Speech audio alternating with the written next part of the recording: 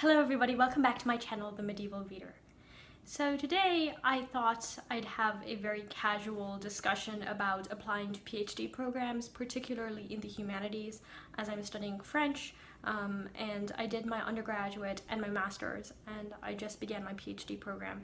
I know some of you guys are in the process of applying to different places, and I thought I'd give you some tips so that you can do the best you can in your application process. And also because I have a lot of reading to do and I need a break. Okay, the first thing that you need to ask yourself is why you want to do a PhD. There's no secret here, and I really believe in professors being honest with their students. The humanities are not doing very well. If you are really interested in a PhD, you have to be interested in it because you feel like a PhD is going to take you somewhere that not having a PhD won't allow you to go. So you have to think about why you want a PhD. For myself, I am very much interested in research, and that's really what prompted me to do a PhD. It's something that I love, and I really wanted to improve on my research skills, my writing skills, my presentation skills, and to contribute even in some small way to the field. So that was my interest. You might want a PhD for other reasons. You need to think about why you want a PhD, be able to formulate that to yourself and to an advisor. Now, this advisor is not an official advisor you'll be working with at the school you're applying at. Rather, it should be a professor in the program at the school that you were already enrolled in. So if for example, I did my undergrad and my master's at the University of Kentucky. There was a professor there whom I met with, and I told him I was interested in applying for a PhD, and he talked to me about the schools I should apply to. If they don't know you, don't meet with that professor. Find a professor who really knows your work. If you're in the humanities, that should be a lot easier. Your lecture classes were probably not 200, 250 students, so it should be easier to find somebody who can be your mentor. The professor you meet with needs to be honest with you about what the job market is like. I always feel that a professor who pretends that everything is rosy is lying to you. But also an advisor who will push you a little bit. Don't sell yourself short. If you feel that you have what it takes and you have the experience and the writing sample that would allow you to apply to a high-ranking program, especially if you're interested in research, then you should apply to those programs. That's really important, and the professor you meet with should tell you that. If you're not interested in research and you want to do teaching or you have other plans, again, try to find the best program for you to reach those goals. So that's really important. This is almost professional. You have to think about it as professional development. This isn't like undergrad where you're just a student. You really have to think of yourself as a professional or someone who wants to be a professional. So you're in training, but you need to take control of your work and really think about why you are doing a PhD. When you apply to a program, however, you need to think about professors at the universities you're applying to who could potentially be mentors for you in your PhD program. So you need to find professors whose work really interests you, and in your personal statement or academic statement, they're called different things in different universities, you need to mention just briefly by name the professor you'd be interested in working with, but you need to also show why you feel like you have what it takes for the program based on your prior experience. So what work have you done? What questions are you interested in exploring? Be somewhat narrow, but not too narrow. Okay, you have to show that you could possibly be placed in a number of different subdisciplines.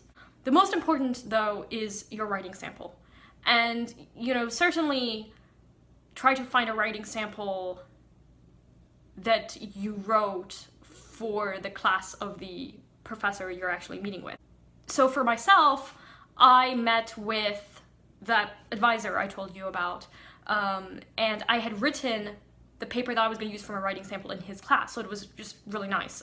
He was quite an established professor at the university, He was in a field that was interesting to me, even though it wasn't medieval. I was still very interested in it, and I wanted to use the paper I wrote for his course for the writing sample. So I was getting all of this with him, and he was just very, very helpful.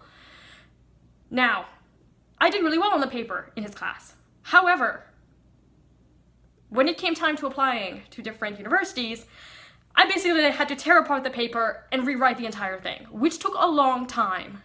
And you need to have the time to revise your paper. So don't tell the professor a week before the applications are due that you want to meet with him or her and talk about, your work. You need to meet maybe a month in advance. You need to really work hard. There's going to be a lot of time spent outside of your coursework to apply to these programs, and don't take them lightly because the writing sample really, really matters. Do the best you can. And again, don't sell yourself short. If you know that you can get into a higher ranking program, then go for it. Now, okay, there are limits. And again, it depends on what you're trying to do. So we know that Harvard and Yale, for example, are high ranking universities, but not in every field. You need to know what is high ranking in your own field, in your own discipline. That's really important, especially if you're doing research. If you're not interested in the research in particular and you have other career plans, then you need to find the program that's right for you. That's what I recommend. But again, meet with your advisor and talk about what you want to do. Make sure that advisor will give you good constructive feedback. Even if it means ripping that paper up and trying again, do it. Okay? Do it. Next, deadlines. So what are the deadlines for different universities at different deadlines? I think many of them are in December, sometimes they're earlier. Make sure you know the deadlines. Send out recommendation requests a month in advance, and then remind them to get the recommendations in. Sometimes the universities will forgive. Sometimes they don't. You will be required to at least submit a writing sample and an academic statement. I've already talked about those two. Personal statement. Sometimes universities will ask you to talk about hardships that you've experienced. If you belong to an underrepresented group, then they will ask you. It's sometimes optional, sometimes it's required. So that's something that is more personal. But if you feel that this is important to you, then definitely take advantage of it. Especially if you want to explain certain things in your transcript, make sure you do that in your personal statement. In the United States, in the humanities, you should be able to find programs in which you will be fully funded. That means that your tuition is paid for, you're given a stipend that's appropriate for your living location. So Philadelphia, for example, where I'm living now, is a much more expensive city to live in than in Lexington. So that means I get paid more, but I have to keep in mind that oftentimes half of your stipend goes towards rent. Also make sure you get medical care. And finally, make sure those GRE scores get in on time. Okay?